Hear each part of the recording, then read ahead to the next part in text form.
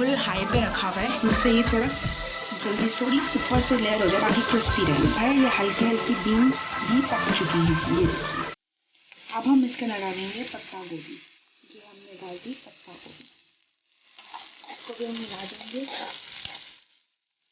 और इसको भी हम 1 मिनट पका लेंगे। जैसा कि हमें पता है कि सारी सब्जियों को पकने में, हर सब्जी को पकने में अलग अलग टाइम लगता है, हम उस टाइम के हिसाब से डालेंगे।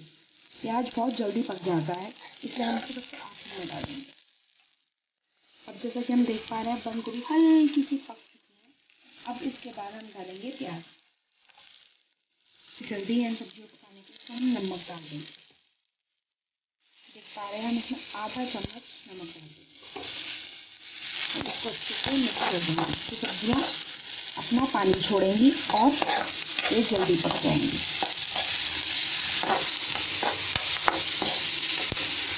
हम आधा चम्मच लाल मिर्च का डालेंगे, आप चाहें तो हरी मिर्च भी डाल सकते हैं। फिर 1 ढक्कन सिरका डाल देंगे।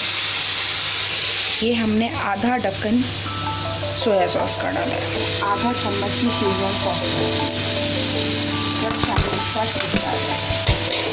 हम इसको भी मिलाएंगे।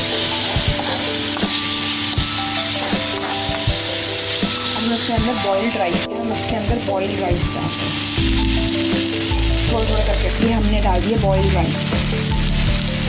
मैं अपनी पूरी फैमिली के लिए बना रही हूँ, तो थोड़े ज़्यादा बॉइल्ड राइस डाल देंगे। हम इसको अच्छे से मिक्स कर दें। इसके अंदर नमक कम है, तो हम थोड़ा सा नमक और मिला देंगे इसके अंदर। मिक्स कर लिया, और कढ़ाई थोड़ी छोटी थी, तो इसलिए मैंने इसको दूसरी में डाला, जिससे ईजिली हम मिक्स कर सकें इसको। ये देखिए, ये हमारे फ्राइड राइस अब तैयार है। अपने लिए हम इसके अंदर थोड़ा धनिया डाल देंगे। हम अच्छे से मिला देंगे।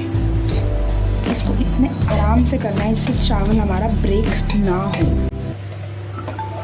ये देखिए मैं कैसे यहाँ नीचे से घुमा रही हूँ, वैसे ही आपको करना है। हमारे तैयार है फ्राइड राइस, और ये है मंचूरियन। अगर आपको मंचूरियन की रेसिपी चाहिए तो please do let me know in the comment.